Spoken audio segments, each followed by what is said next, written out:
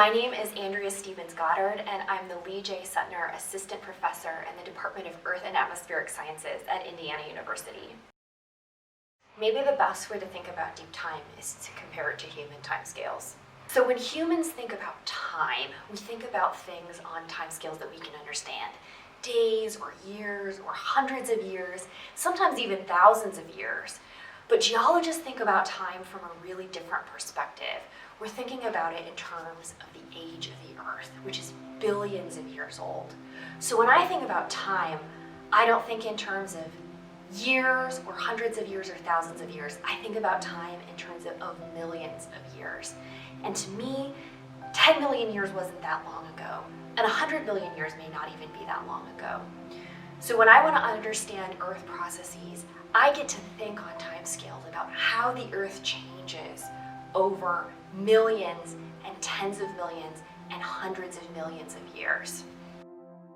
At IU, I'm setting up a FISSION-TRACK lab, which is a technique that dates Earth materials like the minerals apatite and zircon. And we're not looking for necessarily the age of when those minerals formed, but we're thinking about the age of the last time those minerals were at a certain temperature.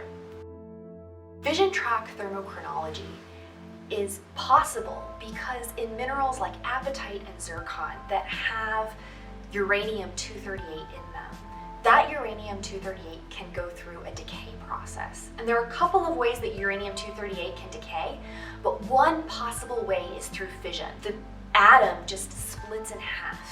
And when the atom splits in half, it leaves a physical zone of damage in your crystal structure that's called a fission track. Now, at high temperatures, those fission tracks are healed. The crystal can kind of heal back through them and they're removed. But at low temperatures, those zones of damage are preserved. So we can look at and count the physical zones of damage in these crystal structures to give us the last time this mineral was in the healing process and when it crossed the threshold, that temperature threshold, into the cooling process where we're preserving those physical zones of damage. So we're getting a date that's called a low temperature thermochronology date, the time chronology that the mineral was last at a thermal temperature. And so as someone who uses a FISSION-TRACK technique, I think about the Earth in terms of temperature. And we know that the Earth gets hotter as you go deeper down. So for example, we can date erosional processes because we know that when you have a big stack of rocks, when you have erosion, you're removing those top materials, and the materials that were once buried are now at the surface of the Earth. They're moving from warmer temperatures to cooler temperatures.